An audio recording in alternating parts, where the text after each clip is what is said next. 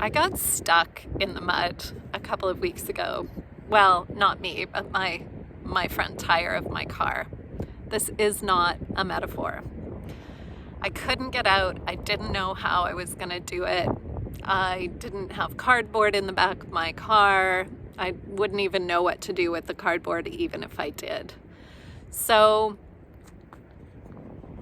I called a tow truck, and the tow truck receptionist said, be 45 minutes, and if a good Samaritan comes along and gets you out before then, please call me back and let me know so I don't send out a driver. Well, literally a minute later, this man and his partner walk down the street and they look at my situation, and the man says, I can get you out of here.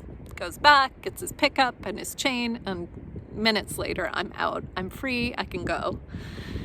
And I was thinking about this in terms of story, how oftentimes when our characters are stuck, we use devices to get them out of the sticky situation too early. So fortunately, I wasn't in a story. It was real life, and fortunately, I didn't have to wait. But when we're writing a story, what I notice when I read stories is that there's a lot of build up toward the thing happening, the event, and then the tension dissipates way too early. So maybe the character is stuck, and along comes the Good Samaritan and pulls the character out, right? But what can you do to put pressure on the situation?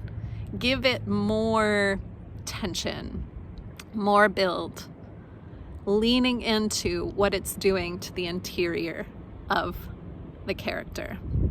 Because for me, I went away with a pretty good feeling that people are generally helpful and that I could drive free again.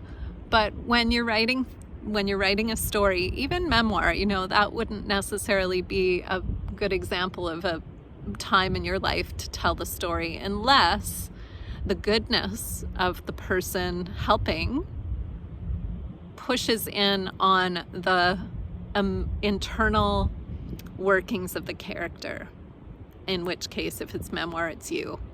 So really think about that. Am I pulling my character out of the mud too early? And what kind of other pressure can I put on this scene to keep it engaging and to keep the tension taut?